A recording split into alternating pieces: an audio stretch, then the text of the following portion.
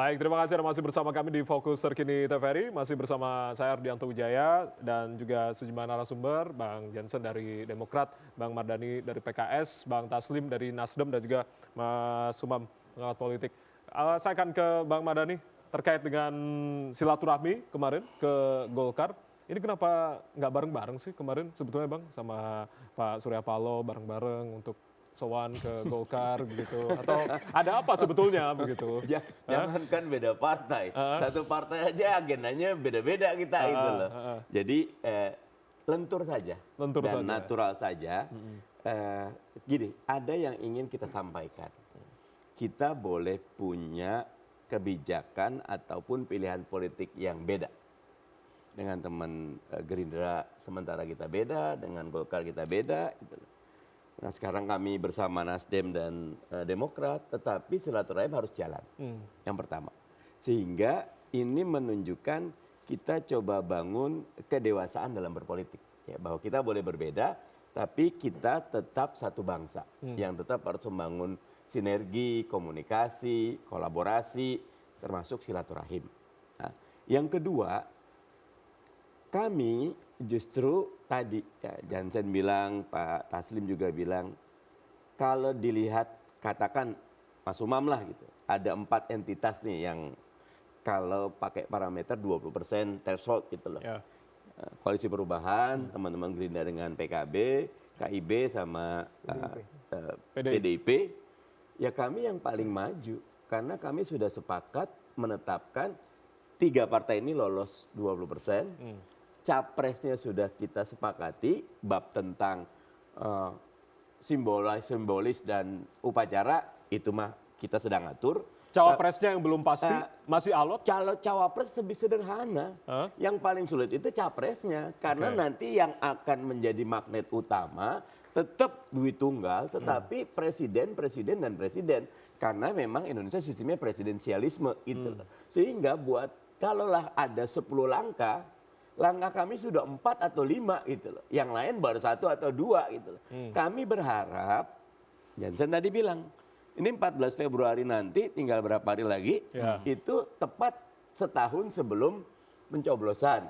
Akan sangat baik biar tidak membeli kucing di dalam karung, apalagi dalam PKPU, peraturan KPU yang ada, masa kampanye cuma 75 hari. Dan kita nggak punya incumbent loh, Pak Jokowi nggak maju lagi ya.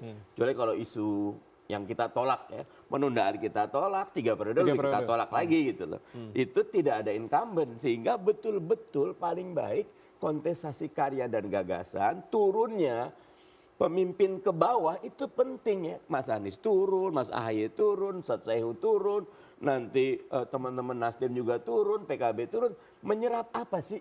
Ada banyak yang berubah sekarang ini ya.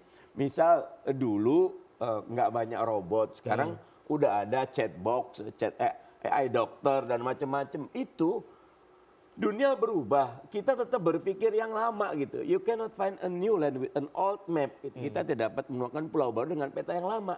Jadi nanti kalau masing-masing sudah mengumumkan, ayo kita diskusi yang lebih substansial. Peta mana nih, mau kemana Indonesia? Visinya kemana, kerangka kerjanya seperti apa? Desain kebijakannya bagaimana, hubungan pusat daerah bagaimana? Itu akan sangat produktif dan pemilunya jadi civic education terbaik. Oh, orang akan sadar. Jadi nggak cuma Anies, Pak Prabowo, bukan. It's not about the leader only. It's about what is behind the leaders. Apa sih gagasannya? Apa karyanya? Apa yang mau ditawarkannya? Jadi akhirnya perbincangan di warung kopi, perbincangan di sekolah, perbincangan di tempat-tempat arisan, ini loh. Dan itu sehat, bagus, memajukan demokrasi. Itu yang lagi kita harapkan.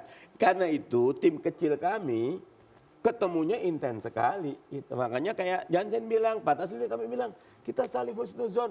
Nanti Mas Ahaye mau ketemu siapa? Monggo Mas. Kita berikan kebebasan. Sampai nanti kita sudah ada sekber. Kita udah ada mulai tim kerja. Nah itu mungkin kita akan lebih sistematis. Artinya dialog tetap, komunikasi tetap, tapi fokus kita untuk menyelesaikan PR kita. Jadi kapan sekber ada, Bang Mardhani? Kira-kira? Langkah terdekat 24 Februari kita akan deklarasi. 24 Februari. Ini deklarasi PKS, dari ketiga-tiganya. Sementara PKS nanti kita akan cek teman-teman Demokrat waktunya cocok apa enggak, teman-teman Nasdem cocok apa enggak. Gitu. Katanya harmonis, kalau harmonisnya tiga-tiganya dong berarti. Ya kan tadi masing-masing punya jadwal. Kita ini kan bukan cuma pilpres. Teman-teman ini harus nyiapin pileg. Dan pileg itu luar biasa rumitnya. Ya. Bagaimana teman-teman, berapa jumlah Jansen? Ribuan kita ini. Teman-teman di pusat dari 575 itu yang harus disediakan bisa 2 kali lipatnya. Di provinsi hampir 2.000. Di kabupaten kota hampir 12.000. Kalau di total, nah ini semua kita sedang melakukan pekerjaan. Belum lagi kalau kami karena mengangkat politik gagasan, apa nih gagasan yang akan PKS sampaikan? Kan kita ada pilpres, tapi juga ada pileg. PKS juga ingin menang. Kita berkoalisi di pilpres, tetapi berkompetisi juga di pileg gitu loh. Dan itu sehat, kompetisi yang sehat itu akan, contohnya gini, kalau di satu desa Jansen cuma ada satu warung beras, dia jual 15.000, ya pasti beli. Tapi kalau ada 2, yang lain 14, yang ini 13, dia jual 12. Itu sehat, kompetisinya akan sehat ketika segera dimulai dengan koridor yang tepat. Oke, baik. Saya akan ke Bang Jansen. Artinya Bang Jansen, kalau Mas AHY kira-kira akan menjalin komunikasi dengan siapa lagi nih? Ada kemungkinan dengan Golkar atau dengan yang lain atau seperti apa? Seperti PKS begitu. Kemarin kan berkunjung ke Golkar. Itu yang saya katakan tadi. Ada 83 tadi itu. Ya. Jadi kalaupun misalnya Mas AHY ketemunya di luar Ketua Umum Nasdem atau PKS begitu, hal yang biasa aja itu. Itu dia. Penting rumah tangga kami yang 3 ini kan solid, kukuh itu. Kalau kemudian kepala rumah tangga atau anggota di rumah tangga itu main-main ke rumah tetangga, itu loh nggak perlu kita curigai kan begitu dia. Namanya silaturahmi. Jangan-jangan dengan datang ke sana dapat informasi baru, itu dapat juga gagasan baru, jangan-jangan. Syukur-syukur dapat kawan baru kan gitu.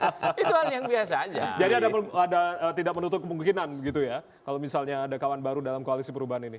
Kalau kami sudah 28%, jika ada lagi yang datang syukur. Jika pun tidak, saya katakan tadi itu, saya pribadi begitu berdoa 3 embrio yang lain itu. Dan itu sehat. Itu juga melahirkan kandidat calon presidennya sendiri. Karena memang sudah 20% lebih juga, udah cukup. Ngapain lagi saling mengganggu? Kan begitu dia. Ada 4 kandidat maju 1 tahun sebelum pemilu, 4 visi kepresidenan disampaikan di langit Indonesia ini. Aduh, 1 oksigen demokrasi aja nyegarkan. Kita apalagi ada 4 nih. Itu dia dengan berbagai macam gagasan, visinya begitu, ya mazhabnya begitu. Karena itu tadi, benar kata Bang Mardhani, jangan sampai nafsu orang berkuasa tuh lebih besar dari ide-idenya, dari gagasannya. Terus kalau dia mau berkuasa ngapain? Kan begitu dia. Apalagi ini negeri demokrasi, hampir 280 juta nih, 17.000 pulau.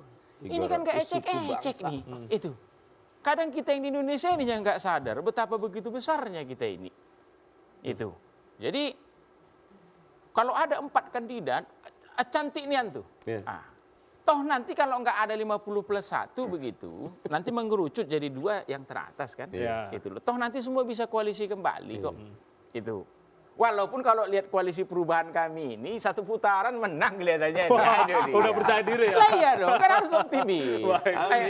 Karena kan lebih dulu. Itu loh. Karena lebih dulu kan kita ini kan. Semoga finishnya juga lebih dulu kan begitu. Itu makanya kita mendorong. Karena sesungguhnya teman-teman partai lain juga kan sahabat kita juga nih. Kalau kami Demokrat ini karena pernah 10 tahun 2 periode megang kekuasaan begitu ya. Sesungguhnya semua sudah pernah kerjasama ini dengan Demokrat. Malahan kami ini baru kerjasama dengan Nasdem ini sebenarnya. Kalau dengan PKS, 2 periode pemerintahan, sohib di dalam. Golkar juga begitu dan lain-lain begitulah. PKB itu, PAN, ini kawan semuanya itu. Jadi mari kita tarik kemudian ya Pilpres kita di 2024 besok itu termasuk prosesnya sekarang ini itu menjadi proses yang riang gembira. Jujur memang 2 Pilpres yang lalu itu ya itu dalam tanda kutip agak mencekam memang. Karena kita ini kan pelakunya kan. Yang keluar tuh kemudian ya saya ini kan ring satu pilpres juru bicara. Perdebatan soal misalnya politik genderuwo, wajah Boyolali berbulan-bulan bahas ini nih. Itu loh, apa ini politik genderuwo nih? Boyolali lain semua segala macam. Kan itu Bang Mardhani waktu itu. Jadi sudah tidak substantif dan mencekam. Sekarang kita pindahkan sekarang ya substantif dan riang gembira begitu. Riang gembira. Itu makanya kandidat. Jadi kalau 3 embrio yang lain itu sudah deklarasikan calon presidennya, besok bukan kami lagi yang duduk di TVRI ini, tapi 4 calon presiden itu. Oke. Iya dong. Iya. Kami di luar aja nih, menyiapkan bahan. Begini, Ya. Pak calon presiden, Pak calon wakil presiden. Itu nanti Ini debat ya, perspektif di debat kita. kandidat nanti. Sebelum debat kandidat. Sebelum itu pun. Debatnya pendek. Debat pendek, terlalu pendek. Iya. Itu makanya mari kita dorong ya 3 embrio yang lain segera menunjukkan siapa kandidat calon presiden mereka. Begitu dia. Baik itu yang elektabilitasnya sudah tinggi ataupun belum. Karena terakhir dari aku begini, menaikkan 1% elektabilitas di Indonesia ini itu ekuivalen dengan 2 juta suara. Kalau DPT-nya itu ya 200 gitu, 180. 200 juta ya, itu dia. Jadi masih ada waktu, misalnya yang elektabilitasnya lah di 3 embrio yang lain itu belum terlalu tinggi. 1 tahun ini kan cukup nih. Jangan-jangan dengan dilengketkan merek kandidat calon presiden ke diri seseorang itu, ya, jangan-jangan jadi naik tuh. Tingkat penyambutannya di daerah juga kan jadi berbeda. Itu dia. Jadi menurut saya itu yang kita dorong. Politik yang riang gembira, mari kita tinggalkan 2 pilpres kita kemarin yang khususnya yang terakhir itu yang dalam tanda kutip agak mencekam itu. Baik, oke. Saya nanti akan minta tanggapan Mas Umam, termasuk juga Bang Taslim gitu, karena tadi Demokrat, kalau Bang Jason tadi percaya diri begitu. 1 periode gitu Mas Umam. Gimana? Kalau satu putaran maksudnya. Satu putaran. Saya akan minta tanggapan nanti Bang Taslim. Usai jeda kami akan kembali, tetap bersama kami.